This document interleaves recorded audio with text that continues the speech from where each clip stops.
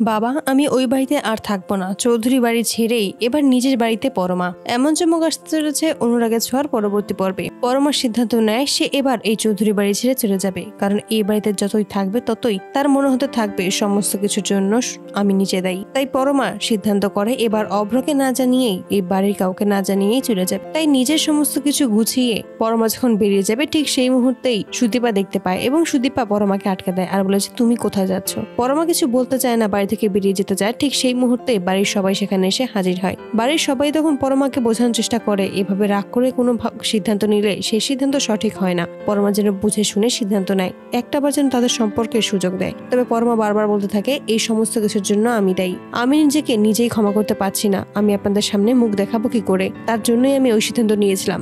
কিন্তু আমি যেহেতু প্রাণে বেঁচে গেছি, সেহেতু আমি সমস্ত কিছু ঠিক করার একটা সুযোগ পেয়েছি। তাই আমি চাই সবটা ঠিক করে দিতে। আপনারা অভ্রর আবার বিয়ে দেবেন। অভ্র আমার সাথে সুখে থাকতে পারবে না। ওই সম্পর্কে থাকলে শুধু কষ্টই পাবে, আর আমি চাই না আমার জন্য কেউ কষ্ট পাক। তাই আমি সবাইকে ছেড়ে অনেক দূরে চলে যাব।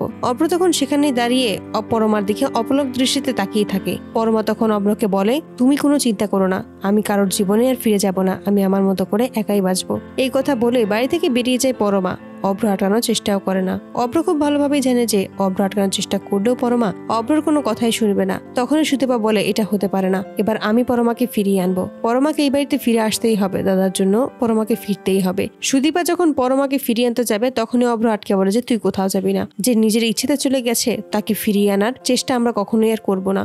ওর যদি কখনো মনে হয় ও আমার কাছে ফিরে আসবে, তাহলে ও ফিরে আসতে পারে। ওর জন্য সবসময় এই বাড়ির দরজা খোলা থাকবে। কিন্তু আমি কখনো নিজে থেকে ওকে ফিরিয়ে আনতে যাব না। আমি ওকে অনেকবার বোঝানোর চেষ্টা করেছি, কিন্তু ও আমার কোনো কথাই বুঝতে চায়নি। সুদীপা তখন অভ্রকে বোঝানোর চেষ্টা করে যা হচ্ছে সেটা মোটেও ঠিক হচ্ছে না। এই সম্পর্কটা ভেঙে যাবে, এই সংসারটা ভেঙে যাবে দাদা। আর তুমি কি চাও যে এই সংসারটা ভেঙে যাক? আমি কোনোভাবেই এই সংসার ভেঙে যেতে দেব না। যা হয়েছে সবকিছুর জন্য তো আমি দায়ী। আমাকে তোমরা শাস্তি দাও, আমি তো অনাথ, আমার কেউ নেই। আমার কষ্ট হবে না, আমি সমস্ত শাস্তি মাথা পেতে নেব। কিন্তু পরমার তো সব আছে, পরমা কেন কষ্ট পাবে? তুমি দয়া করে পরমাকে ফিরিয়ে আনো। তো বন্ধুরা, তোমরা কি চাও যেন এভাবেই সুদীপা ও আদিত্য আর অভ্র যেন গিয়ে পরমাকে সত্যি বাড়িতে ফিরিয়ে আনে?